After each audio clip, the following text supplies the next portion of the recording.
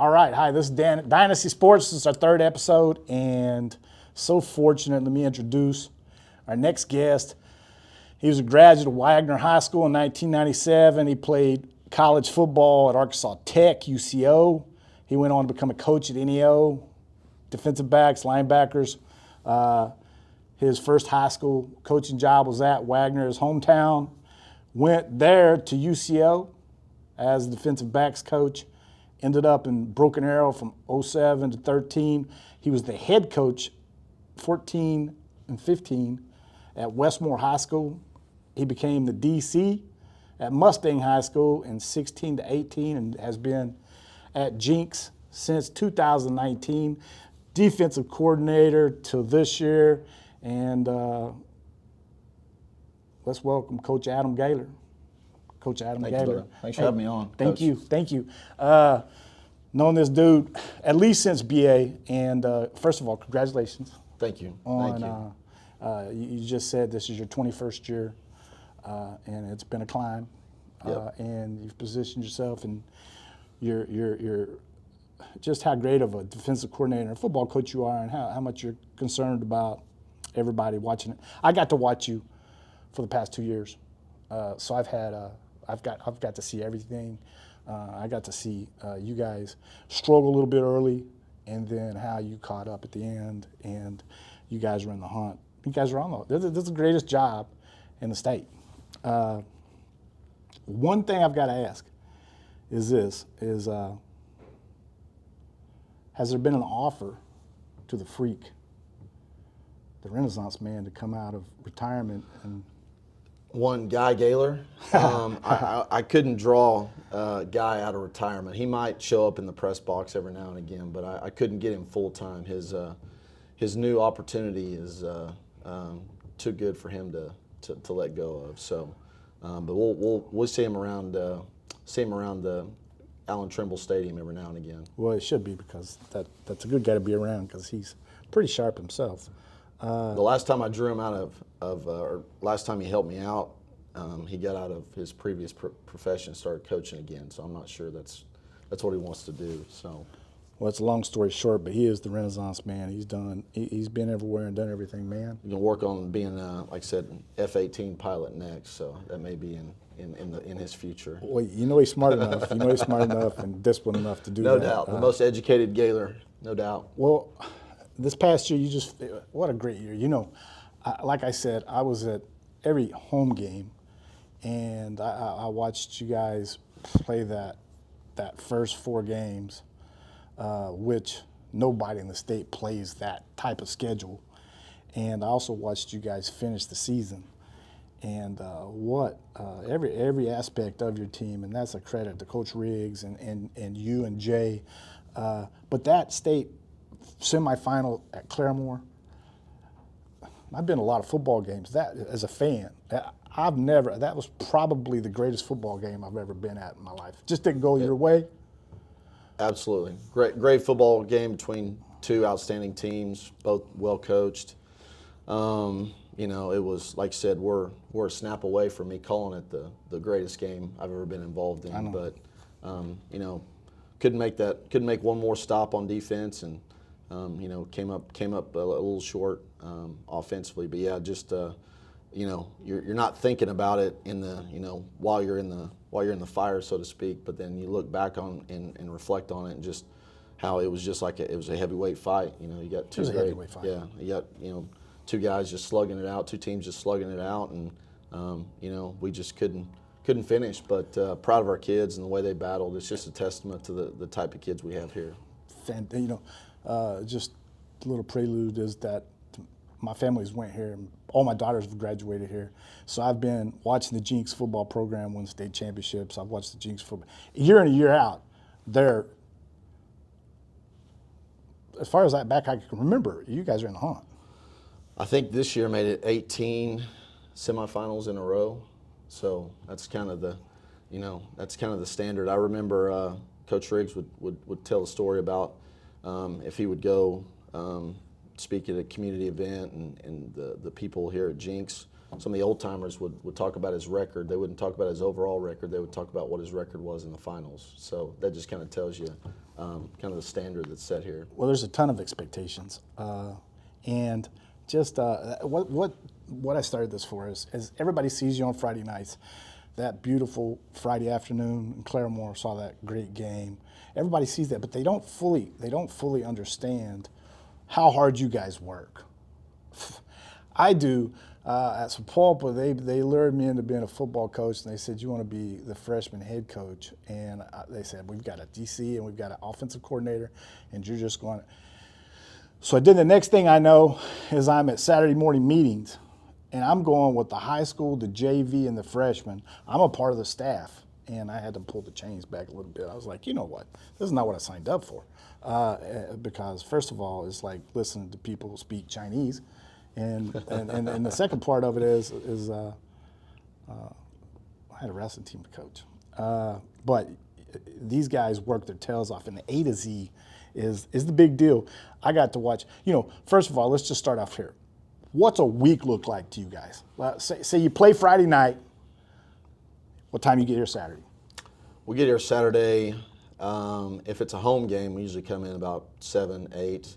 If we've played in Oklahoma City, we'll usually come in a little bit later, 8 or 9, something like that.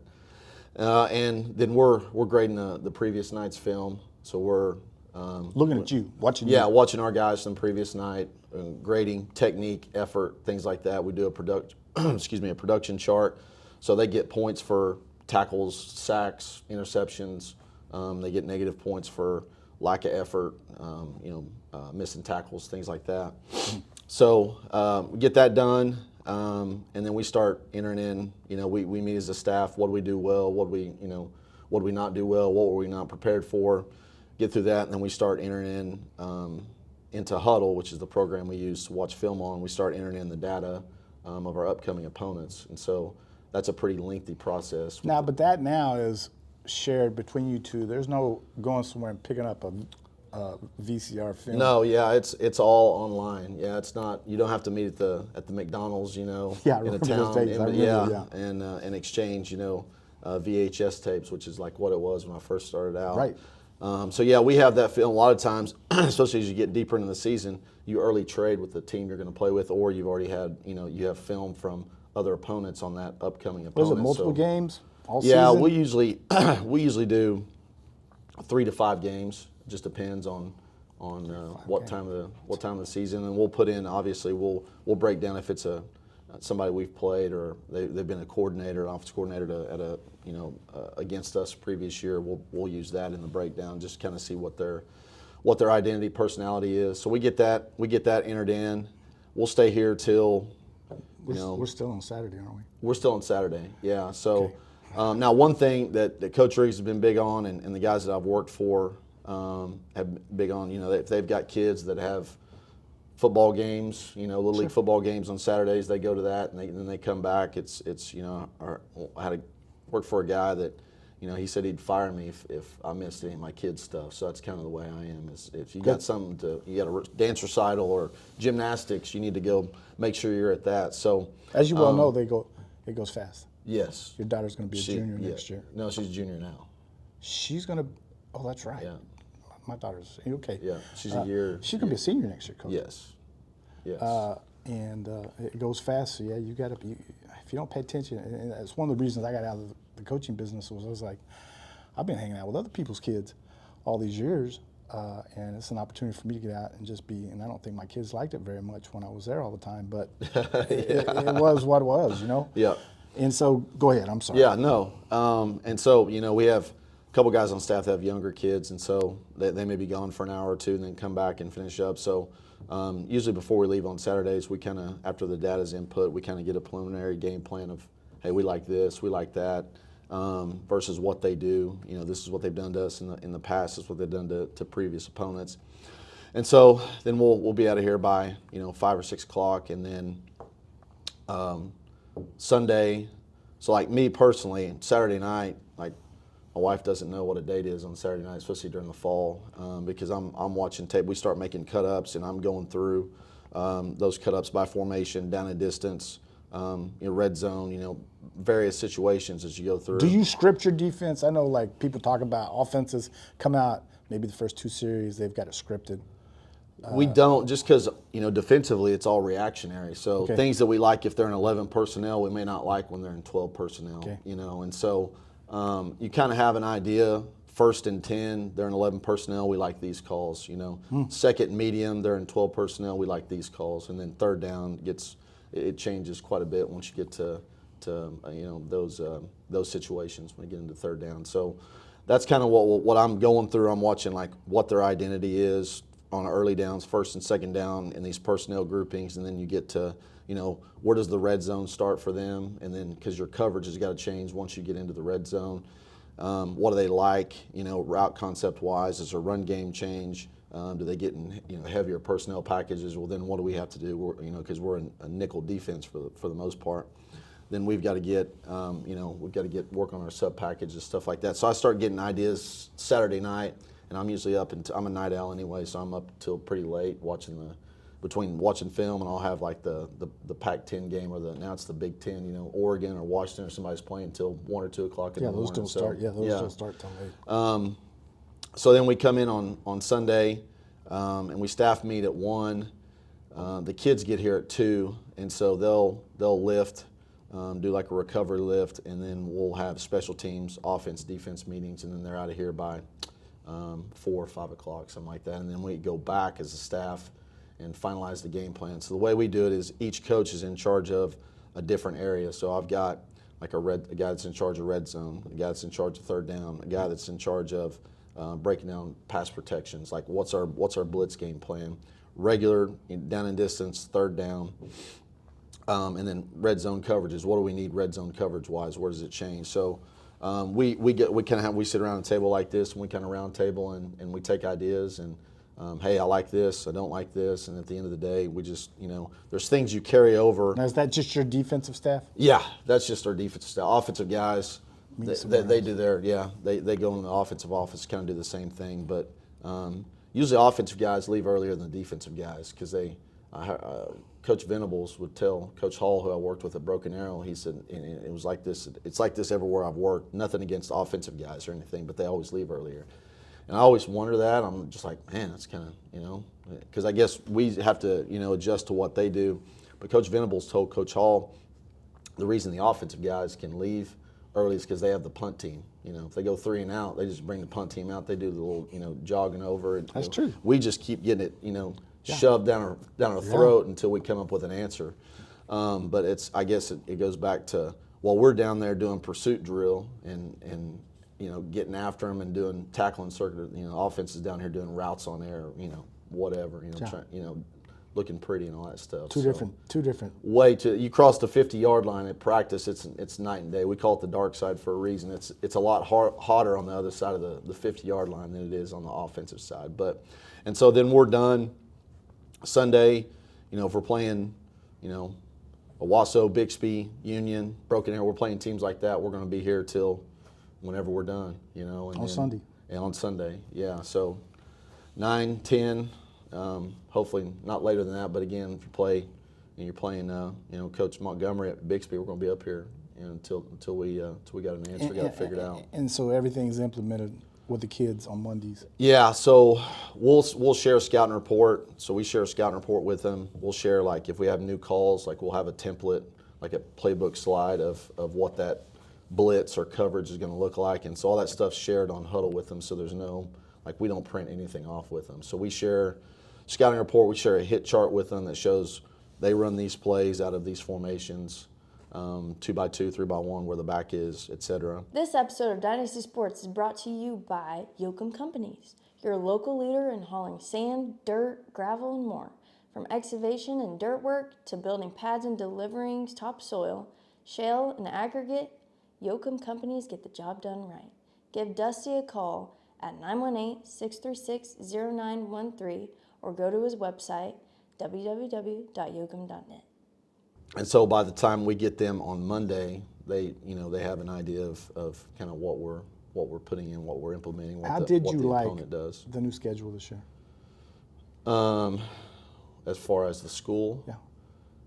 It was good just because previous years we started at 9:15 was first hour, And now, because all the football players are on 0 through 5, we got them an hour earlier. So we had a little bit more flexibility. We could meet before practice. So 2:15, I mean, literally, you guys would be hitting it.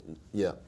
We would meet for 30, 45 minutes, and then we would start practice roughly around 3. And, Monday, Tuesday practices are a couple hours, and then Wednesday practice is only about an hour and a half, so we get a little bit extra meeting time. And then Thursday game before. Yeah, Thursday's like a scripted practice where you're working different situations, but you're also working special teams and running guys on and off, and kind of going through, a kick the field type script. You guys on Monday also usually have a large group that leaves at a certain time. Yeah, so we play JV games on Mondays, and so depending on what time the game is, where the game's at, we may lose those guys that are going to play in that game at a certain point in practice, just so they're not, practicing 24, 25 periods Right. On a Monday, and so they get fed and things like that, and then the schedule of practice, we kind of work it around when we're going to lose those guys. And now, what do all of you guys go to the JV? Yes, yep. Every coach on that coaches varsity is also JV. So we have a guy that calls JV offense, that calls JV defense, and our special teams coach this past year, Coach McGraw, did all the special teams on Monday nights too. But it's an important part. So you want to make sure it's those guys understand it's their quote unquote Friday night, so to speak, and some guys that play in that game also play on Friday nights. Some other guys that's their opportunity to play. So we want to make sure that's important. Especially to them. young kids. I mean, 100%. Now you got some young freaks. I mean, you've got some kids that are freshmen that are playing varsity, but kids that just aren't physically maybe there yet. Yep. But so that kind of leads us in, and then you go to the game time, and you guys win 99% of the time, and that process starts back over on Saturday. That's it. Yeah.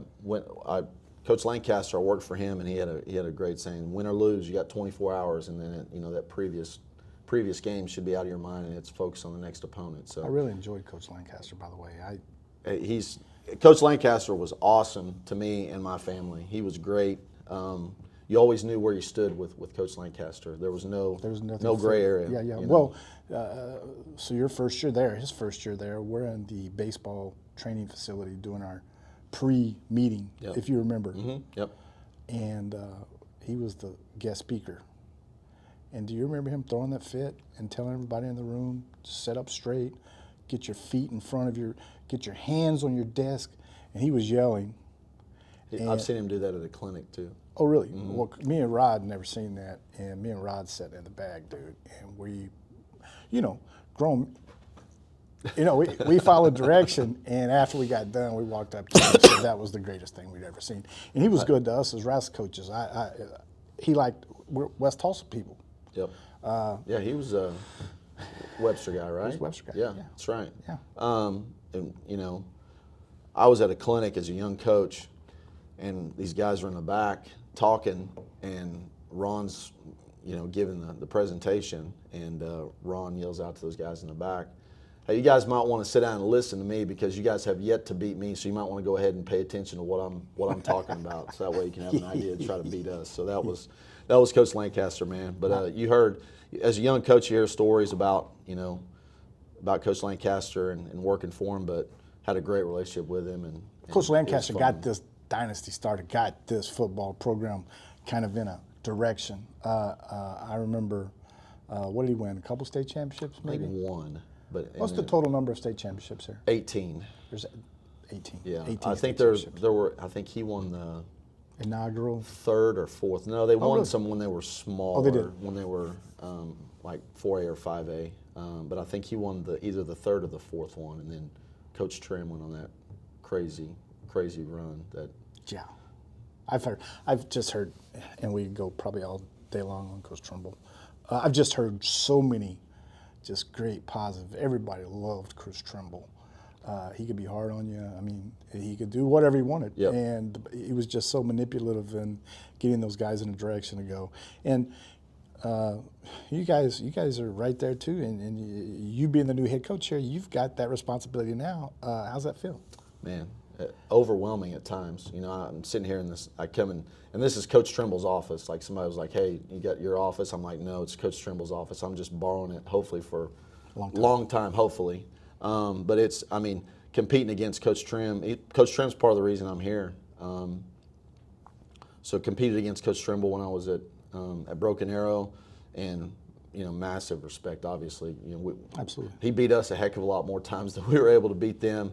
And but always, you know, and again, even when I went to Westmore, they were in our district, and they beat us even worse over there. But Coach Trimble was always good about, you know, there was a bunch of JV guys in towards the, you know, the latter part of the game, and just tremendous amount of respect for Coach Trim. But again, you know, he's part of the reason I'm here. He reached out to me when he retired, and Coach Riggs got hired about being the defense coordinator here, and so that kind of got the. Yeah, he called me. I was at Cason's T-ball game in Dale City, and I get a phone call from Coach Trimble, and I'm like, whoa, okay. So, yeah, that kind of got the deal here going. Well, yeah, and that'd be a hard phone call not to take and listen to. Yes, 100%. Yeah, and we would, even when I was at Westmore, we would drive over here and throw 7-on-7 against Jenks and somebody else in the summertime. So I had that relationship with Coach Trimble, and of course he's a great guy. Like you just love being around him. He's that type of guy, very personable. But like you said, he was great with the kids, great with the community, but also like he would, you know, he coached hard. You know, the kids here are used to that. So I got to come here in '94, '95, and be the Jenks West junior high coach. Under Mike Clevenger was the head coach, and Coach Trimble was the facility operator. He was the one that was opening the door and shutting the door, and I got to know him a little bit then, and he was just so nice and young, stupid kid, and trying to coach wrestling, trying to learn how to coach wrestling. But he was just such a wonderful man, and I remembered him the whole time. I was like, that's that guy that was the facility guy, and Jenks is fortunate to have the quality coaches that they've had, and you being the successor, I smiled right when I heard that, because I knew this place was in for a great run and was going to get coached, and these kids are. And that's the thing about Jenks is special, and Jenks is special because I've got to see it, the JTA, the quality of teams that have come through there. What is your role in that youth football, that Indian Nation football? I mean, are you guys involved at all? Yeah, well, I've been hands-on involved the last few years because my son plays youth football here with JTA. But it's a huge part of what we are and who we are. Obviously, there are, you know. How many kids do you think? Man. From that beginning of JTA to, what is it, 7th grade it ends? Yes, 7th grade's the last. What do you think the participation numbers are? Oh man, we had 600-700. I mean, we had 3 teams in 7th grade this year, of teams, you know, somewhere between 20 and 30 kids. I know there's a couple of years ago, the kids that were 8th graders this year, they had 3 or 4 teams, but 2 of their teams faced each other in the championship game. That's right. And so that just kind of shows you the quality of play, and those guys get coached. Those guys are, you know, we do a clinic, and we do a camp, a couple of camps for the JTA guys, but those guys do a great job. Like so those I know mostly it's dads that are coaching, and for some of them, I mean, they've been some legends. They've got huddle accounts. They've got headphones. You know, they've got headphones on the sidelines, and guys in the box, and they're up in the stands. You know, depends on where you're playing at, but they, you know, they take it serious. It's a cool deal. Take it serious, and those guys graduate up to that 8th grade, and it's just a melting pot of pure talent. I got to watch your 8th and 9th graders play a lot this year, and you've got to be just ecstatic. Yeah, one group went 8-1, the other one was 9-0. Yeah. So freshmen went 9-0, and the 8th graders went 8-1. They had lost a couple guys there, and so they're probably undefeated as well. So yeah, a lot of talent coming up. I think we got another Calmas coming up. Yes. Maybe 8th grade bunch. Yes, that group. Yep. We got some 9th graders that are gonna they're going to help us out next year as sophomores. That'll have to step up. And yeah, there's another Calamus, and of course we had Jet, and it's his little brother. Jet's little brother. And yeah, it's Richie's their dad. But Richie. but yeah, Jet played like his just movements and mannerisms were a lot like Rocky, just the way he moved and played. And yeah, the younger one Jet tells me he's even better than him. So. Oh, there's a younger. No, there's the eighth. Just Jet. Yeah, Just the Jet. kid that's the one that's the 8th grader. Well, really talented one. That is why this place is special. Is because not only do you have the numbers and the participation, but you've got people that come back and that have played Jenks football. They're so prideful. Yep. And that's where you get it to go. And you get in 8th grade, and there's your amazing 9th grade. You're graduating to high school, and I kind of got to be a part of that. And I've got a friend that's got a kid that's going to be a sophomore next year, so I'll still be here. I'll be coming and watching him play, whatever. I know. As long as this old man's here, you gotta come back. Well, you gotta be here. and that's my last question before I leave. I've got a favor to ask, but we'll get to that later. This episode of Dynasty Sports is brought to you by CNC Tile and Carpet, Tulsa's flooring experts for over 60 years. From timeless hardwoods to plush carpets, they've got the perfect flooring to handle pets, kids, and everything life throws your way. Go see their showroom floor at 13th and Harvard and say hello to Lil Vernon, or visit their website, cctileandcarpet.com, 918-744-5511. This is what I want people to see is like your explanation of you guys, what you do on a work week, and that weekend thing to me is what really made me not to be a great football coach. It takes, more than the coach, it takes a special wife at home to understand the time commitments and the amount of time that you're away from them and the family. And you've got a special one of those. No doubt. And I did too. We were gone a lot Yeah. from October to March, you Yep. know, and they had the kids all, they took, there's nothing, and Kenzie is even more special because that's 10 weeks, 11, 12, 13, 14, that's 14 weeks a year, because you guys are always semifinals, and that's 14 weeks a year that you're gone every Saturday, every Sunday. Well, then you got, in the summer we're here every day from 6 to 12 in the morning, 6 a.m. to noon. 4 days a week. 4 days a week, yeah. And then we've got 7-on-7 tournaments, then we got 7-on-7 certain days, like Mondays we'll have passing league with us, Bixby, Union, Broken Arrow, and Owasso, and so we go to different sites and we do that too. The select. And so Iron sharpen iron. That's you don't need to go anywhere else. No, absolutely not. That's why when I was at Westmore, we came over here to throw 7-on-7 with Coach Trimble and Jenks, just because I knew they're going to kick our butt. We're going to get better as a result of competing against those guys. So you just finished your first semester. You became the head coach. And I know it's kind of jumbled towards the end of the semester, but here you go. I believe Tuesday, school starts. What's Jenks Trojan football? What do we do? What do you do? We'll be working out. We'll be depending on the weather. We'll run and lift, and so we have kind of a unique situation. The way the schedule worked out is, if you played football, you were 0 through 5, where your schedule didn't change in the spring. So we have everybody that plays football 5th hour, and so those guys that are in other sports. So that schedule stays into the second same. semester. Yes, and then they go to their other sport 6th hour. So it's kind of an opportunity for us and those guys to still Stay together. Yeah, to get the weights and things like that done 5th hour, and then go to the next sport. Of course, like if they're a wrestler and they got to wrestle that night, it's a little bit different, stuff like that. And baseball guys and track guys, but it'll be a pretty good deal, just because those guys will get, they're going to be working out and lifting with. Who runs us. your weight program? Nick Whitmer, our strength conditioning coach. Is that the big dude that was always hanging around with you? No, that's our linebacker coach. Well, that was the obvious choice. He was kind of our assistant, Coach Elmer. He's the guy you're talking about, Coach Elmer. Yeah, Josh Elmer. He's hopefully going to be our full-time assistant. Okay. Which he'll still be able to coach football, but he'll be our Sure. full-time assistant strength coach. But Nick Whitmer does a great job. He's whatever you get your doctorate in as a strength conditioning coach, he's working on his. I mean, he's almost completed it. So he's How long's he been here? He's been here since 18. I think he got here the year before I did.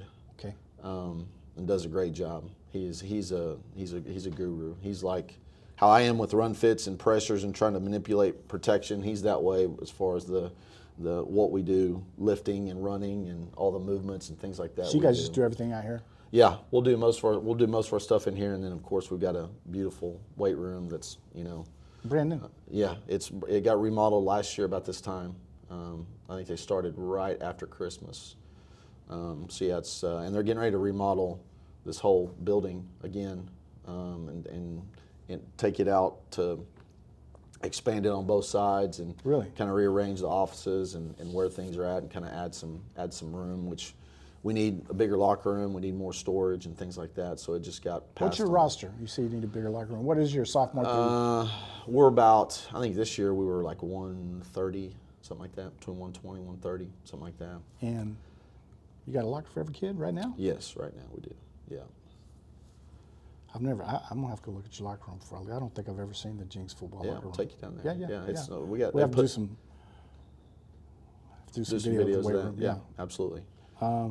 Okay, so you're going to get that. You're going to start. And you're going to go all the way to the springtime. And I know springtime, it's going to start getting nicer outside. I know you guys, spring practice is really not until you guys don't get to ramp up towards the very end of school, maybe the finals week. Yeah, it's after the state baseball tournament, after the state track meet is when you can start actually like. When your team is eliminated, or yes, yeah, it's got to be after that weekend. So whenever the state baseball tournament is, doesn't matter if they're in it or not, you can't start official practice until. What is the OSSA? So the OSSA had regulations on us, and what is your off season? What for you to be in line? You can do football activities during whatever your athletics period is. Okay. So if it's 55 minutes or 40 minutes, whatever that time period is, you can do football activities during that time. We really don't. We really lift and run. We'll start meeting and doing things like that after our workouts. We'll start doing a little football-ish activities as we get closer to actual spring practice. We'll go out, and during that athletic period, we'll do some football specific type stuff, but we're still lifting and doing the off season stuff. Lifting, you guys lifting. Yes, all the time. Yeah, and that's what Nick does a great job of with how our guys do it. Does everybody fit in the weight rooms? Does everybody? Yeah, we've got enough racks. Yeah, What per station? 3, 4 per station? It depends. Yeah, usually like per rack, we've got 2 to 3 guys per rack, and so yeah, we can lift everybody at once. I know, like in the summer, we all run together, and then we split. Big skill guys are outside, and then the big lineman guys are inside, and then we flip after that. But yeah, we've got plenty of room to lift everybody. Summertime, school's over. I've never understood the schedule on the 7v7, but I know you guys. You just told us a while ago. Summertime, you start right off the bat. You're 6 to 12 every day. Yeah, we'll spring practice, have those 2 weeks of spring practice, and then we have team camp, which I'm still working on where we're going to be at for that. That's been Mustang. It's been Edmond, Santa Fe, Westmore, Lawton Mac, Deer Creek, and Norman North. And that's a week period that you go to? That's usually 2 days. 2 days, and you full pad? It's not full pad. It's shoulder pads, helmet. No lower, no knee pads. No hitting? Pants. Yeah, it's contact. Just it's all up. Okay. Nobody to the ground, because you don't have, like, we're not tackling low. So it's another couple of days that you get to. Yeah, get to go figure out. It's really good, especially for your younger guys to throw them in situations against other people. Let them have a full understanding of what it takes a sophomore going up against a senior. Yeah, 100%. And you get past that, and I know you're lifting. And so then you get roughly about a week off, and then we'll start getting into summer pride. So you do take a week off. Yeah, we do. We'll take a week off there, I say a week, like 3 days. So it's a week. was It's 5 days was- if you count the I was weekend, getting right? ready And to then we say, start that. These guys don't take off a weekend. We'll usually then we'll start that, and then the dead period there in July. The only time that you are mandated to take off is that 4th of July week. Yes, everybody. The whole week. Yep. Nobody's at the facility. No, you can't. And that's what I've always thought about you guys. Well, if you guys aren't, everybody in the state's doing pretty much, I mean, you're doing it differently, in my opinion, just watching and observing, but everybody's working. Yep. I mean, you can't just say, well, we're going to take this month off. No. See you guys in August or see you guys in July. Can't do that. Yeah, that doesn't exist when you're playing the Spartans. You go small A, you go everybody Yep. is year round. Yep. Yeah. It doesn't end. I mean, and even for us, like now as a coach, you're focused on getting your kids bigger, faster, stronger. You're implementing your culture, kind of how you want your team to look, and kind of what the credo is for the upcoming season. But even as a coach, you're going to clinics. I'm going to go to a couple schools and visit with their staffs and see how they practice and what they do offensively and defensively. So you guys still go? Do you high schools or do you go to colleges? It could be both. I know, like I said, Coach Hall at Oklahoma. I'm old enough and been around enough to where I know guys at different colleges, and so I go visit them. And but even high schools. And that Coach Hall's a sharp cat. Yeah, he's a good coach. I learned a lot of football with him. He's been a Division I DC. Yep. He's been. Was it Troy's the DC, Jacksonville State's the maybe DC? Maybe co-DC, something like Yep. that. Yeah, Yep.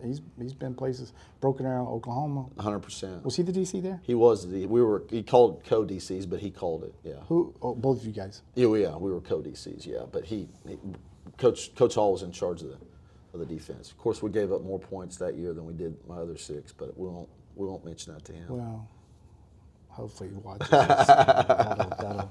No, he's a great coach. I learned a ton of football from Brandon. Yeah, and you guys you guys learned a ton of, and Yeah, I mean, we had Steve Spavital was the assistant head coach. Ron was head coach. Did Spav help you with the defense at all? Did he? He let us kind of run it. But he was defensive. Yes. He was defensive man too. Yes. I mean, both the Spavital kids right now are. Yeah, one's at Baylor as the offensive coordinator. The other one's successful. the special teams coordinator at Maryland. Highly and so successful. and Coach Spav's a stud, man. I learned a ton from Coach Spav. Cheese, head cheese. Cheese, dude. Yeah, Cheese. Matter of fact, he texted me when I got this job. Did you all right? So Lancaster left. Were you still on with Spav as he got the job? I was there till Spav was the head coach from 10, 11, 12, 13. Oh, he's there 4 years. Yeah. He's a sweet guy. I love Coach Spav too. Yeah, Lancaster Spav. Yeah, Cheese is a great guy.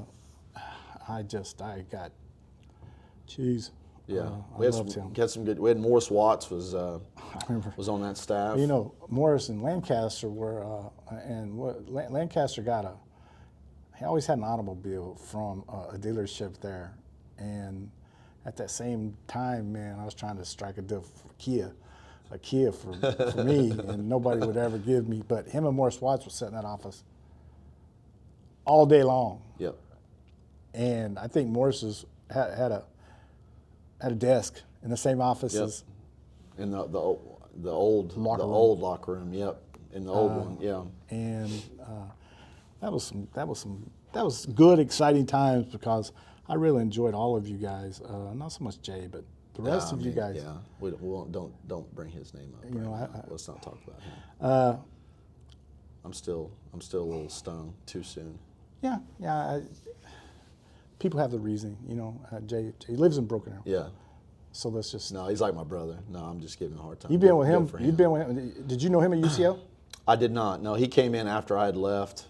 He was actually, I knew him. He was the precursor to Huddle was called DSV, Digital Sports Video. Right. And so he was he worked for them. And so when I was at Wagner as the defense coordinator, he was our DSV rep. So if something went wrong with DSV, he was my go-to guy. So that's kind of where I got to know Jay. His last stint at BA with, I believe, Alexander. Yeah. Right? Yeah. He was up in the athletics office, and he was the guy that we had to bring all that crap to. Yeah. All the paperwork all stuff. the paperwork too. Yeah. And, I mean, he was like. Oh, he's, super organized. Yeah. He was amazing. Yeah. And I'm sure I infuriating a few times, but. It's easy to do with him. He's kind of. Well, I got to see him one night. Nancy. I don't know what we were doing. Maybe it was a scrimmage. Maybe it was something. Maybe early football season stuff. And he was looking for a son. And he was out at the concession stand somewhere. And he's the one that I believe made the thing over my door, broken arrow, to Dr. Jones. Yep. I remember you telling me that story. And he was real serious that night. I saw him out there, and I was like, dude, hi. So I'll be on him next time I see him. But sweet guy, good guy. And that's the thing, this coaching circle, even though different sports, different, you guys, I've always been like, what the hell are these guys doing?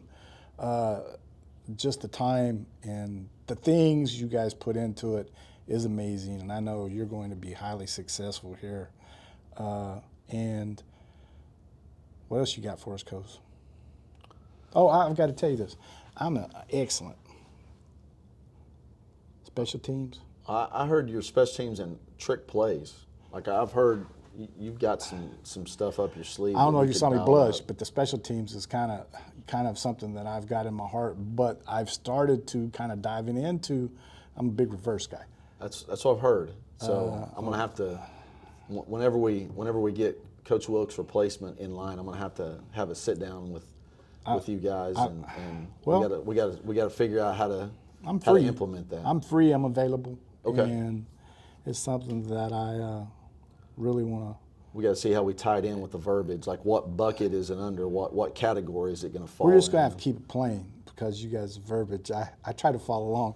I try to, I've become a big, what is that? Okay, what is the Oklahoma breakdown? Eichert and Lehman? Oh, yeah.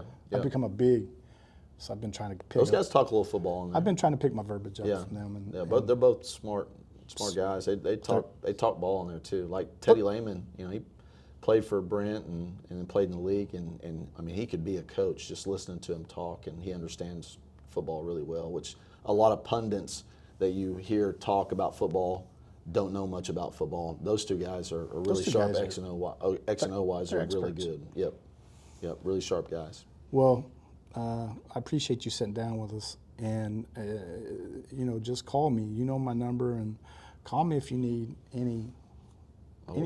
We're gonna need it. I mean, we're burning the boats. We need everything out there on the table. Like we're gonna have to use every resource available to us. So I'm definitely gonna hold you to that. Well, I appreciate you talking to us. Absolutely, brother. Thanks you, for having me. Yep. Thank you. You bet. This episode of Dynasty Sports is brought to you by Core Homes, building and remodeling quality home across Tulsa and Oklahoma for over 10 years. From the ground up, Core Homes creates sturdy, lasting homes for your family. To see their gallery, visit corehomesok.com or call 918-688-0721.